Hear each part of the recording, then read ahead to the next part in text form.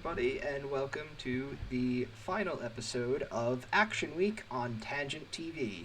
My name is Joseph Lanzalata, and I am the Student Entrepreneurship Program Manager for Tangent, Trinity's Ideas Workspace, and today we are wrapping up the series on Action Week, where I am just going to be bringing you guys through some things that are out there. It's kind of at the later stage of company formation, so you've developed your idea, maybe an innovation week, you've looked at collaboration week, you kind of come together with your team, worked out some brainstorming, figured out what you're looking to work on, then you've started to take actions on how you can get your business off the ground, and now you might be at the stage of looking to create your company and actually bring it into the formal realm. So this video may not be for everybody, but if you're here now watching live, wonderful. If you're watching this in recording, everything that I talk about, all of the links are going to be in the description down below.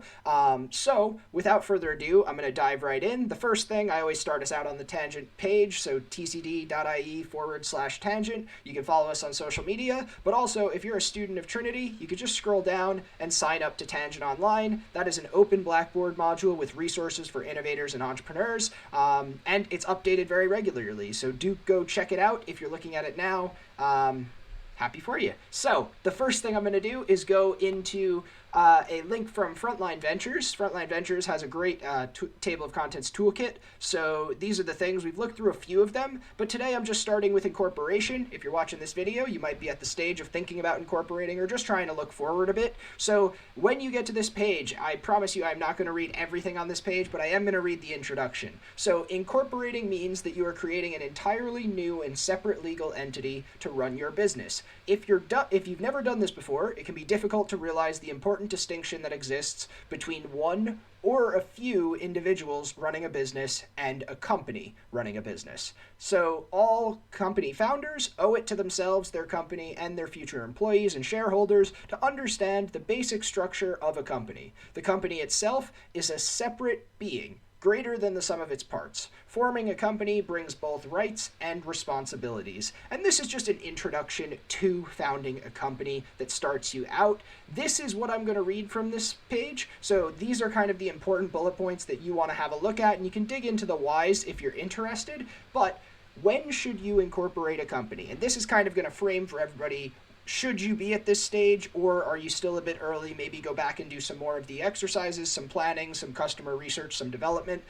This is kind of your first step. So when should you incorporate? You want to raise funds from unrelated third parties, i.e. from parties who won't expect you to personally pay back the money. So this idea of if you're looking for investment, this might be a time to incorporate. If you're looking for external investment that's not directly from friends and family, if you want to issue shares to people other than those on the founding team, so if you want to give shares to somebody outside of the founding team, that would be a good time to incorporate. And I'll look at the why for that one. Before you formed a company, there is no entity to issue shares in. If you've changed the direction of the company or changed it altogether, the promise could still stand, e.g., if you offered shares in whatever company I incorporate in the future. So it's just a way of protecting yourself as you develop this company, and also making sure that all the guarantees that you make on behalf of the company are relevant just to that company. So one thing to consider. Another reason you would incorporate is you plan on signing a customer, including a beta customer. So when you're looking at bringing on customers, it's important that you know that you have a company to be able to bring them on. Why so? Is because corporate customers are unlikely to want to contract with an individual. A customer could be a company asset, and if you signed as an individual, you'd only have to assign the agreement over to the company at a later date. So this is just to make sure that all of the transactions with your customers are on the straight and narrow with the company. You plan on hiring your first employee or contractor. If you're trying to hire people, you need a company to hire them into. And you plan on filing formal intellectual property protection, such as a trademark or patent. We looked at IP in one of the previous episodes. If you are looking at filing for IP, it's important that you're filing for that IP on behalf of the company. If you're ending up forming a company that will hold that IP rather than on yours as an individual, it can be done that way. It just means there may be extra steps down the road in licensing IP if you would like to, but I am not the expert on that. I am just giving you an introduction to it. So this is a good place to then look at limited liability companies. So incorporating a limited liability company means that, except in certain circumstances, a shareholder's liability for actions by the company will be limited to the amount they have paid up on their shares. The company itself can enter into contracts. Those contracts are a company obligation, not an obligation of the individual shareholders or founders. So this is where, if you create a limited liability company, what that is going to mean is, if, say, you have 3 shareholders, you are not each individually responsible for the liabilities of that company. If the company does not work out, it is not you who is directly responsible. It is the company as a whole, and the legalities around that are in a bit more detail, but all that you might need to know if you're at an early stage is that forming a limited liability company is a way of protecting yourself personally as you move into this world of founding. How to incorporate. So this, I'm not going to read through all of this, because the next page I'm going to go to is going to talk to you about how to incorporate specifically. What they do have here is a link to companyformations.ie. That is the website that we're going to go to. However, there are a number of websites that might be able to help you with setting up your company, and I'm going to walk through how you might be able to do it on your own if you're feeling ambitious and would rather not lay out the cash up front. So this is companyformations.ie. This is just a page that I wanted to link in the description. That is the legal requirements for a limited company. So in order to set up a limited company, there are certain legal requirements that you have to abide by. And this is why often having a company or having an external party like Company Formations help you in setting up your company can make sure that you tick all the right boxes. I just wanted to put that there so people can have a look before you might go on to the next page, which is the core portal. So this is the company's online registration environment. This is the space where, if you were going through, you could go and establish your company on your own. It is pretty straightforward and it does walk you through, but as I said before, if you are doing this for the first time, it often makes sense to speak to a third party, somebody who can help you with the process of doing this. But what this website is here to do is check the status of your companies, receive notification on filings of companies in your portfolio, receive notification on changes to the status of those documents, watch your companies, file documents online. Essentially, it is the one-stop place for you to take care of everything you need to as you form a company in terms of the law. There's a few things outside of it, but this is your place to start, and you can start by going to just here, the core registration form. If you want to register a company, this is where you're going to click and you'll fill in some basic information to get yourself started down the path. Again, I'm not going to go through every detail here. There are videos on Twitter, LinkedIn, and YouTube that you can watch to try and learn a bit more, but this is just to introduce you. This is the place where you would go to get started. The next thing I'm going to look at, right? So say you have gone through this process and you've registered the company either yourself or with a company like companyformations.io. There are a number of ongoing obligations for a company once you've been set up. Once that company is set up, it's important that you know these from the beginning so that you can make sure that you keep your records in order and everything is on the right track towards where you're going. These could be banking, which is number one. And again, Frontline Ventures has some stuff explaining banking. So in the introduction, a bank account is a must for all startups. At a minimum, you should have a current account to deposit funds into and pay day-to-day costs out. Apply for a credit card at the same time. It will be required to pay day-to-day costs when you set up initially, as your company will not have a credit history. Before you choose a bank, list out what you require from your current banking relationship in the near term and as you grow: current accounts, deposit accounts, credit and debit cards, merchant services, overdraft facility, loans, online banking, etc. Whatever it is that you need, making sure that you're setting out from the outset what it is that you're going to be looking for. There are a number of things to consider, and again, this is not the time where I'm going to go through all of them because I have linked to this and you can read more specifically what you need to know when you need to know it, but just know that here you can look at the things that you need to consider before you go into setting up that bank account, like accessibility to your local branch. Is it near you? Or something down here like the cost of transactions. Is it going to cost you a lot of money if you're going to be making a number of transactions? You want to make sure that your cost of transaction is low.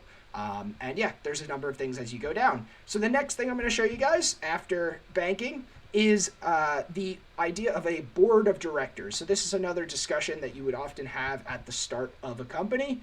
There are some quotes here at the top.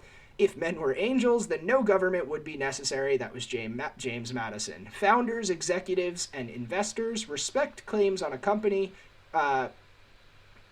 Founders' respective claims on a company should be formally defined. You need good people who get along with each other, but you also need a structure to keep everyone aligned for the long term. So if you were here for yesterday, where we talked about creating your founders agreement, creating a board of directors and setting up the terms of how you're going to operate beyond that is just that next step. So as you bring in people who may be partial owners or possess a part of the company, it's the way that you're going to structure that as you move forward and how you have formal discussions. To anticipate likely sources of misalignment, it is useful to distinguish between three concepts: ownership, who legally owns the company's equity; possession, who actually runs the company on a day-to-day basis; and three, control, who formally governs the company's affairs. And these are three questions that is good to have that discussion at the early stage. A typical startup allocates ownership among founders, employees, and investors. The managers and employees who operate the company enjoy possession. A board of directors, usually comprising founders and investors, exercise control. Oversight from the board places managers' plans in a broader perspective. So the board is there to advise and place the perspective on how the manager's plans are going to go forward. Now, this is just grazing the edge of how it all can work, but there is a lot down below that can talk about roles and responsibilities and what everybody is supposed to do, all the way down to some footnotes at the bottoms and the director's duties. So what it means to be a director. The most important category in terms of your obligations to the company is if you are directors. Directors owe fiduciary duties to the company itself. The directors must act in the interest of the company, having regard to the interests of all its shareholders and those of its employees. The primary fiduciary duty is to the company as an entity. So this is where, when you're a director, you are tied to making your company do well. It's about that company. And a fiduciary duty just means that you are obligated to. But these are legal details that it's not my time to go through right now. I just want to point you guys in the right direction of, if you're looking at setting up a board of directors as you founded your company, here are some initial guidelines that can help you start thinking about that process. Now, the last thing that I'm going to point you guys to, again, this is going to be a short, quick video just to point you in the direction of the things you may need to see, is capital structures and share options. So how this works. The introduction: if there is one thing you have to be sure of, it is how many shares you have issued or promised. That is where in comes the cap table. Your company's capitalization table, or cap table, is a vital part in assessing the number of shares to be issued as part of an investment. The cap table should accurately reflect all issued shares and share options, as well as all convertible loans, warrants, etc. It should always be kept up to date, and you should know it inside and out. The outline of how money is distributed in the event of an exit, liquidation, acquisition, or otherwise runs from your cap table and is called the waterfall, in quotes. In simple shareholding, e.g., there are two founders and a few option holders, this is very straightforward. However, as you take on external funding, there are likely to be new classes of shares issued with different priorities and risks to capital. You will find that your waterfall gets quite complicated very quickly. Below is a sample waterfall showing the distribution of proceeds at different valuations for ordinary shares, seed, preference shares, 1x preferable, and Series A shares, which in this case have been capped participating preference. So this is an example of a cap table. This is not the time where I am going to go through and explain the deep detail of how to set up your cap table. However, if you are looking to create a cap table, captable.io is a godsend. So I'll just click on the link here to show you guys the website itself. But captable.io is a website that would be able to help you set up your cap table and plan your equity within your company. I will also link this in the description of the video. If you're at that stage and want to get started on looking at how to break up the equity in your company, you can go ahead and start that. This is a quick one today, guys. I just wanted to show you some links to really useful resources and give you a look at what they look and feel is for them. So I hope you got some value out of this today. If you have any questions about anything I talked about today, you can go to the Tangent website, book a one-to-one meeting with me. If you're already on Tangent Online, the Blackboard module, it's even quicker. There are one-to-one mentorship sessions. You can sit down with myself and talk about whatever it is you would like to in developing your new ideas. This is the end of Action Week, but it does not mean the action stops here. There will be loads of videos up and coming on Tangent TV, so if you haven't already, make sure you have subscribed and turned on the notifications and set reminders for any upcoming live streams that you'd like to see. There's a lot of value there, and there's a lot more to come. This has been one of my favorite things I've been able to do as part of Tangent thus far, and I look forward to doing more as we go into the future. Thank you all for tuning in today, and I will see you in the next series.